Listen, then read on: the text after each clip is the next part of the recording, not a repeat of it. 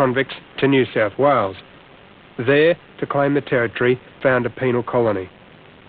This is the original, signed by King George III, and it's full of second thoughts and changes, but it is the original document authorising the creation of a government in New South Wales.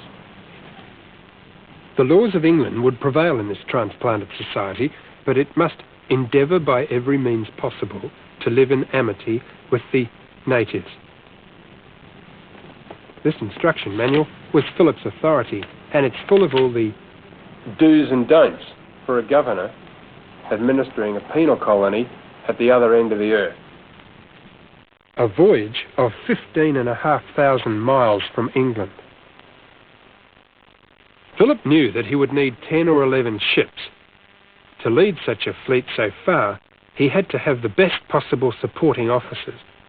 Captain John Hunter volunteered as his second in command. A veteran of the American War, Hunter was very highly regarded as a navigator, hydrographer and seaman.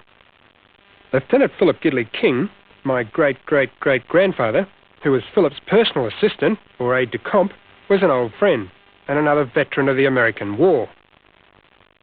These men and the other naval officers were highly trained and would be equipped with the best navigational instruments available, in particular one of the new marine chronometers. With this, they would be able to pinpoint their longitude as well as latitude.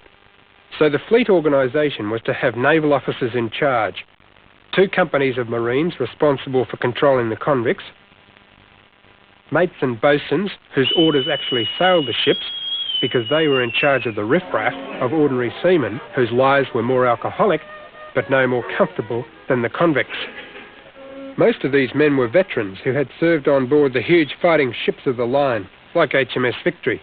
But far from a ship of the line, the expedition flagship was to be a converted store ship, quickly renamed HMS Sirius, with a tiny naval tender in support, the brig HMS Supply. More than 500 people lived on this lower gun deck of HMS Victory. Our HMS Sirius was a quarter of the size. She still carried 20 guns just like these to defend the fleet against any potential Dutch or French threat. So the guns and expertise of King George's Royal Navy would protect and guide the fleet, but the Navy could not spare all the necessary ships. That would be too expensive.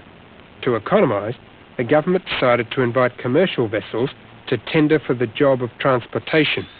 A business incentive was provided through a deal with the East India Company, which allowed these ships to go on from Botany Bay to China.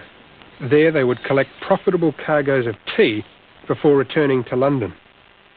9 ships were chosen under these terms: Alexander, Scarborough, Lady Penrhyn, Friendship, Charlotte, Prince of Wales, Golden Grove, Fishbourne, and one other called Borrowdale.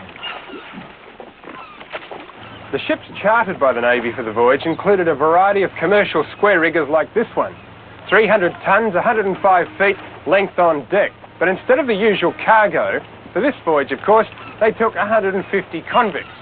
This tiny deck space was the only room for the convicts, for the 20 Marines assigned to each ship and the 30 members of the crew.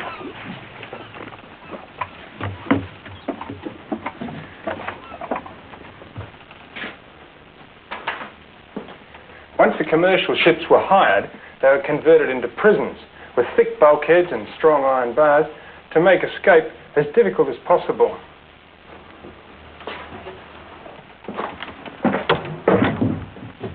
With marine guards stationed at every hatchway and plenty of iron chains to restrain the more troublesome, the convicts would be secure enough down here. As to their conditions, a London publication called the Gentleman's Magazine started a rumour that they would be transported in luxury. But bare boards in a damp, dark space, cold in English waters, hot and airless in the tropics, could hardly be called luxury.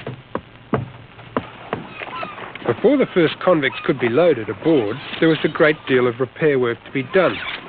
The ships were nowhere near seaworthy for a 24,000-kilometre voyage.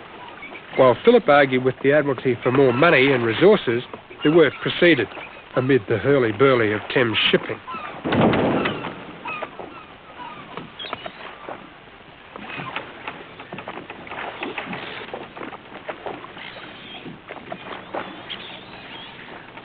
The government had imagined the fleet would be ready in 10 weeks. In fact, it took 3 months even to complete repairs. But during December 1786, one by one, the ships started moving down the Thames for loading. One of their first stops was at Deptford, where they took on board part of their allocation of rum from an Admiralty victualling warehouse. In addition to this warehouse, right along the Thames there were many other warehouses supplying Phillip with all the goods and supplies that he needed to make the fleet self-sufficient for 2 years. In order to do that, he took a long shopping list with him, which included stockings, 327 pairs for the women, seed and plants, 700 iron shovels, 747,000 nails, 40 wheelbarrows, 12 ploughs, 14 fishing nets, 50 pickaxes, 10,000 bricks, 40 tents for women convicts, 200 canvas beds, 589 women's petticoats, 600 pounds of sugar, Bibles, prayer books, and 300 gallons of brandy. By the first week in January 1787, the fleet had travelled down the Thames as far as Woolwich, where the London hulks were moored. Here, the first 200 convicts were loaded. Many of these survivors were so weak and sick they had to be carried on board. Much remained to be done.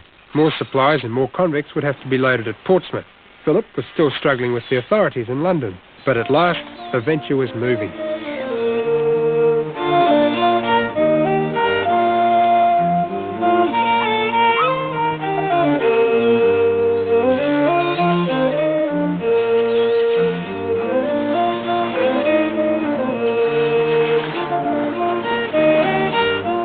Many on board would never see London again. Then, the busiest port and city in the world. Farewell to old London forever. Farewell to my rum velvet well. Farewell to the well-known Old Bailey, where I used for to conduct a swell. Singing to a liar to thee. Singing to a liar, singing to a liar to thee. We're bound for Botany Bay. Now all of my duties and duchesses take warning from what I can say. Mind what is your own and your duchesses, or you'll find us in Botany Bay. At the halt. 1, 2.